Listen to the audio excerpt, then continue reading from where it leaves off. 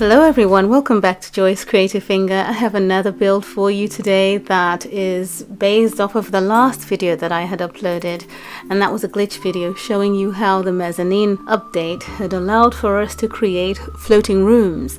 Now I can't say for sure that that's what the game intended. I don't think that the developers realized that when you put a mezzanine in a room above and delete the room down below, you would end up with a floating room. If that was what they intended, then of course it would have been in the advert. But this is what we've got right now, and it's exciting for me because I was able to build this house and put it together this way. And in that video you could see that I was trying to create a floating bay room area, and I've been able to do that in this build and put some support pillars underneath.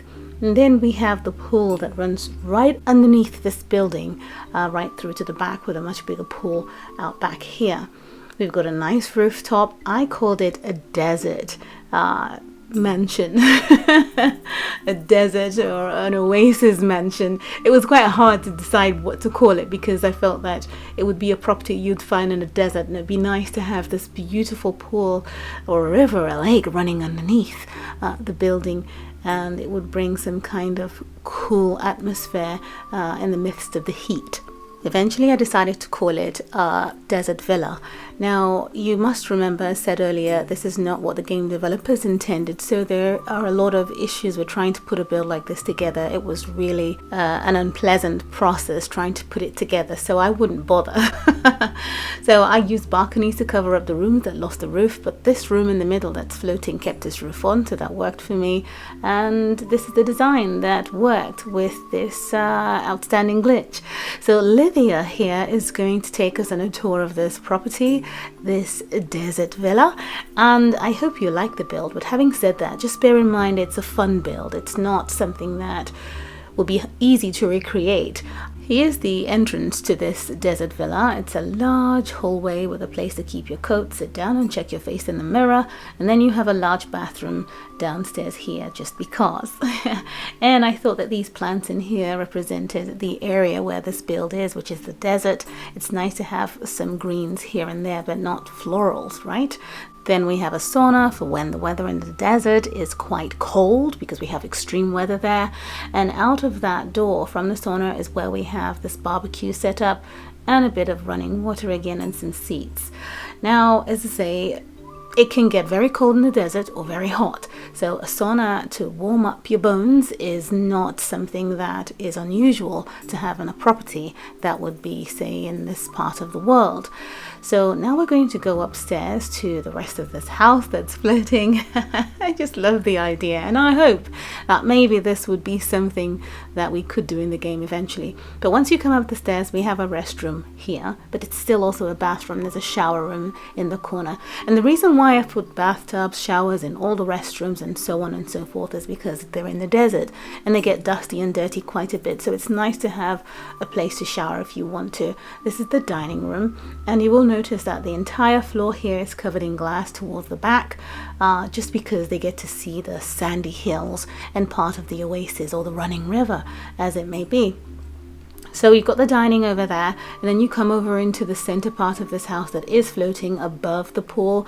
It's a nice living space where you sit down and watch TV if you want to, but I like that I've made the runway kind of rug by the telly. I didn't want to spread the blackout too much. And then you walk across into an area where you could play the piano, and I thought that keeping this large chandelier hanging down onto the floor was just a nice decorative piece. So there's a room over here, and it's a guest room if you want to call it that, but it's fully equipped to accommodate someone and give them enough privacy, so they have their own bathroom in here. And it is also one of the two rooms that are up front, supported by these pillars, and are indeed floating. So that's something I was trying to achieve even in the glitch video that I put out a couple of days ago. Okay, so now that we are done looking at the guest room, we're going to work our way through to the downstairs part here, and also is the other part of the house. that is a main support for the entire structure. So this is where you come down to the kitchen area, and it's downstairs. I thought it was a good idea to have it here, and of course you can put a fridge anywhere you want, because you will notice that there isn't a fridge in here. There's enough space to place it where you would like. You could get creative with that, but I have an open area here with a fan blowing, and you could just come out here and sit down and enjoy the outdoors for as long as you want. So I thought it would be a nice idea to place the kitchen down here, and you just have to imagine that it could be sectioned off and locked off for security reasons. So this is the part of the build that holds up the rest of the structure, as well as the other area that has the sauna, the entrance to the house, and the bathroom. So when we come back up, we obviously return back to where we have the piano. You work your way through to the main living room area, and opposite the living room area is a study. I like this study, and I like that the entire house is covered in wood as far as flooring goes, and then of course everything else is popping with white. I just thought it was a nice way to design the house and to not take away the focus from the fact that there's a running pool underneath. So the colors are quite calm, and you can see the pool underneath there, and across the way over here where we have the entrance to the house. I could have pulled the room to touch on either side, but I didn't want to. I just love the idea that you could see down below. So this is an overview of this floor, and again it's covered in glass so that you can see everything around and about. I thought it was a nice touch just for this floor. And then of course we're going to go upstairs and see what is up top. So this is the staircase that takes us up there, and let's just follow her. And when you come up to the top here, you get a view of these beautiful fountains through a small window. But first you see that we have a nice living area to sit down here and maybe watch TV or just lounge around because. And I have taken the liberty to decorate this wall with some of the artwork that we received in the game. I didn't want the wall bare, and I think it was perfect in that corner.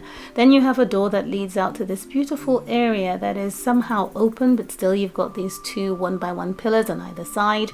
In the middle we've got windows for you to look out of, and of course you can come out onto this part of the balcony. And what would this balcony be without a meditation mat for you to sit down, meditate, and take in the view of the vastness of the desert? So Lydia has a place to sit down and really center herself while looking at the River Nile, perhaps. And you have to imagine that the pool underneath is a continuation of that river underneath this property. But yes, she gets to seriously get to the heights in meditation up here.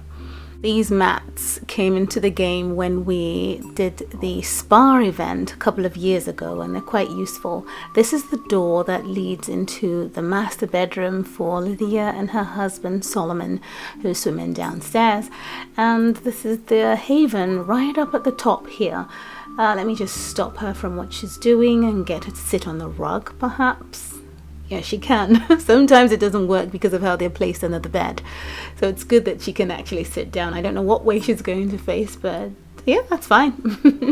But this is their room, and I managed to fit in the wardrobes behind the bed. They have a bathroom to the side here. It's, self-contained, and they are basically content and have all they need in the space.